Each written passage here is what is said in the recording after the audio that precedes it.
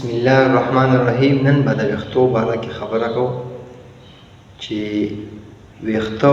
پرېښودل کټکول څنګه طریقه ده. شروع به وکړو د سر د ویښتو نه. د سر ویښته چې کوم دي نو هغه سنت پکې دا دی چې انسان د دې غوږونو پورې پرېږدي او یا چې کوم دی د دې سر د منځه پورې یا د دې اوږو پورې. دا سنت طریقه ده. البته چې کوم دی نو ویښته کټکول یو شان چې کوم دی دا صحیح دي، څه ګناه پکې نشته. خو د ویښتو یو طریقې نه په حدیث کې من راغلی دا اتقاره ویل کېږي او هغه داسې چې نیم ویښته والي او نیم پرېږدي. لکه دې ځای کې سړی ویښته والي، دې ځای کې پرېږدي، یا دې ځای کې والي، دې ځای کې پرېږدي، یا دې ځای کې والي دلته شاله پرېږدي، یا شاله والي مخې له پرېږدي. دا نن سبا چې کوم پیشن دی نو دا مکروه تحریمي دی، حرامو ته نږدې دی، دا د نور چا رواج دی، دا د غیرو طریقه ده. او یو حدیث کې دا هم راځي چې من تشبه بقوم فهو منهم، نو بیا مشابهت د هغې سره راځي، نو بیا د هغې نه پاسېږي. موږ پکار دی چې داسې قسمه ویښتونه چې د هغې نیم کټ وي، نیم لوی وي، نیم واړه وي، د دې نه ځان وساتو. اکثر نن سبا ټول رواج دا چلېږي او دا ډېره غلطه طریقه ده. زموږ په مسلمانانو کې موږ نه ځان ساتل هغې نه پکار دي. بهرحال یا چې کوم دی د سړو ویښته غټ شي نو آیا دی چې کوم دی د زنانو په شانتې کمسې یا کلیپ او یا پکې چې کوم دی سور کې هغه بوتې وغیره ته جوړوي که نه، یا پکې ریبن وغیره ورکوي لکان نن سبا ده دغه، نو دا چې کوم دی نو صحیح طریقه نه ده، د مسلمانانو طریقه نه ده. بلکې که د سړي ویښته غټ وي نو دته پرېښودل پکار دي چې دا کنه ضرورت وي، هغه دی دا تړلو، دا چې کوم دی صحیح طریقه نه ده، مکروه تحریمي دي، حرامو ته نږدې دي. او انسان ویښته وي او سپین ویښته پکې روغېږي او دی چې کوم دی نو دی وایي چې دا خو بدې ښکاري، د ښکلیوالي دپاره دا دی وباسي، نو دا د ده لپاره چې کوم دی نو مکروه تحریمي دي، حرامو ته نږدې دي. البته که چېرته دی دشمن سره په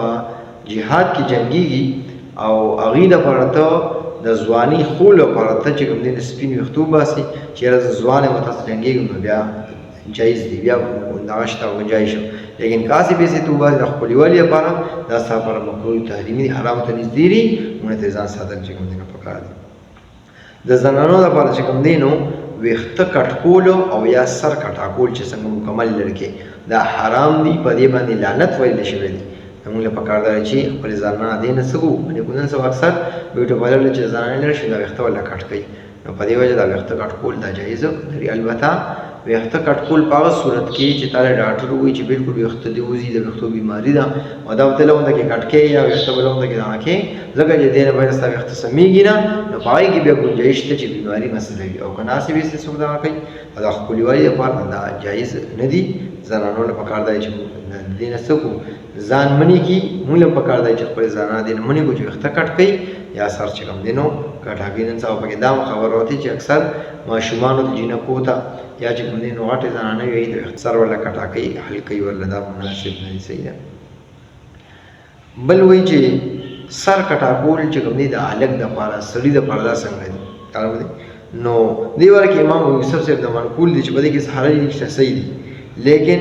بیا هم فقهاو چې کوم دی نه منع فرمایلې ده، پکار دی چې هسې به د سړي سر نه کټه کوي. البته د حج او عمرې په وخت کې سر کټاکول دا چې کوم دی حل کول دا بهتر دي، یعنې دا څه دي بهتر دي. درې پیرې ده کې ته بهتر ویلې شوي دي، څلورمه پیره که ته واړی کړې نو بیا لکه بهتر دي، خو لکه درې پیرې چې کوم دی نو حل کولو دکه بهتر دي. حج او عمرې په وخت کې دکه حل کول بهتر دي. او په دې عام روټین کې حج او عمرې نه علاوه دا چې کوم دی ویښته کټکول یا دونه پرېښودل دا سنت طریقه ده، او کټاکول چې کوم دی دا بعضې لیکلي امام یوسف صاحب وایي چې حرج پکې نشته، نور فقهاء ته منع کوي، نو پکار دی چې دا کولی شي نو خبرې. پاتې شوه د برېتو خبره. نو برېت چې کوم دی نو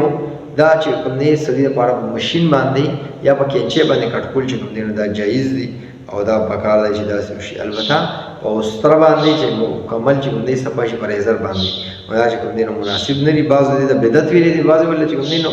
سنت هم ویلې دي، خو احتیاط په دې کوي چې موږ ته ځان منې کړو، اختلاف دی پکې، نو ځان دې څه کړو منع کړو، دا بهتره خبره ده. خیال مو دی. البته چې ویښته د برېتو څو غټ پرېږدي که نه، نو دا طریقه دا طرف به غټ پرېږدي، دا ځای نه، او دا کم چې شونډ راپاسې دا مخامخ دي نو دا به کټ کوي، او دا سیډونه نه دي، دا داسې غټ پرېږدي، داسې به راشي، نو دا چې کوم دی صحیح دی، دې کیسه مسله پکې بیا نشته. پاتې شو دا پوزې ویښته. نو د پوزې ویښته چې کوم دی نو وباسل دا نه دي پکار. البته په کینچې باندې کټ کې نو دا بالکل جایز دي، څه مسله پکې نشته. د سینې ویښته یا شاته د املا ویښته دا کټ کولو دا چې کوم دی نو مناسب نه دي او د خلاف اولاد باندې پکار چې د نظام سکو وساتو. او د شونډو د لاندې دا ویښته دي یعنې دا ګیرې سره راځي نو یو خو دا کټ کول نه دي پکار او بل دا دې سره دا سیټ له دا ځای ویښته یا دا ځای ویښتول دا چې کوم دی نو بدعت لیکلی دی مونږ پکار دی چې موږ دې نه سکو ځان وساتو. او خبره پاتې شوه دا زیر ناف ویښتو دا لاندې چې کوم دی نو د نوم نه لاندې کوم ویښته دي د هغې کټ کول څنګه دي نو د هغې باره کې چې کوم دی مسله دا ده چې د نوم نه سړی شروع کړي او لاندې کټ کړي نو دا ویښته چې کوم دی نو کټ کول په استره باندې دا چې کوم دی نو بهتر دي د سړو لپاره او نور ټوی په استعمالول چې کوم دی نو هم جایز دي او د زنانو لپاره دا ویښته چې کوم دی نو هغه چې کوم دی وباسل بهتر دي او که چېرته دا بیا پاخه شوي وباسل ورله ګران وي نو بیا هم په هر څه یو ټیوب وغیره باندې څه استعمالول دې کې څه دي جایز دي په یې باندې لټکول دا صحیح دي. البته حد کم دی نو د انسان چې کوم دی نو کوم ویښته د بلوغ نه پس چې کوم راهیږي دغه ویښته کټ کول پکار دي او که نه کوم د مخکې نه کوم دی برابر هغه نه کول پکار. البته څوک وایي چې یاره دا ډک و د سمت د ځای نه ویښته کټ کول نه هغه چې کوم بلوغ نه سوي کوم راهیږي پس هغه ویښتو کټ کولو دا به کټ کې او کوم چې دی نه وایي دا به نه کټ کې او د نوم نه سړی شروع کړي د نوم د لاندې نه دا چې کوم دی نو صحیح دي. البته د حد څومره دی چې دا ویښته چې کوم دی څومره کټ کې خو د نکونو دا خبره کوم نو بیا درته چې حد څومره دی چې څومره ورځې کې به کټ کې څومره ورځې کې به نه کټ کې. د نکونو خبره پاتې شوه او دا ترخ ویښته بغل چې ورته ویل کېږي د ترخ دا د ترخ ویښته چې کوم دی نو دا د سړو لپاره وباسل چې کوم دی دا بهتر دي چې دا موږ وباسو یعنې دی خو که چېرته په لومبي ځل چې دا راشي وباسل لومبي تکلیف خو بیا اسانه شي او که نه یو څو پېرې دا په ماشین باندې په بلیډ په ریزر باندې دا والې نو بیا دا وباسل ګرانې دا پاخه شي نو بیا چې کوم دی په بلیډ اخیستل پکار بیا ځان اضافي کول نه دي پکار او که لومبي انسان وي نو هغه چې کوم دی وباسل دا په اسانه کېږي چې دا وباسي دا څه دي بهتر دی نو په دې کې دا وباسل چې موږ وباسو دا ښه دي. د نوکونو خبره ده او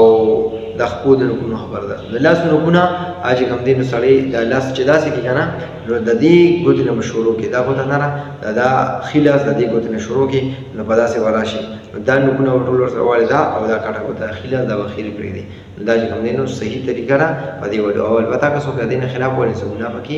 نشته. دې سره د خپو نوکونه دي نو سړی د ښي طرف د ښي خپې نه شروع کړي د کچې ګوتې نه او په ټول په داسې طریقې باندې لړ شي دا چې کوم دی بهترینه طریقه ده. ورپسې چې کوم دی نو بله خبره ده چې کوم ویښته مونږ کټ کړو نوکونه کټ کړو دې سره به څه کوو آیا دا په ډیران په بل څه غورځول کشره کې دا غورځول صحیح دي نه دا مناسب نه دي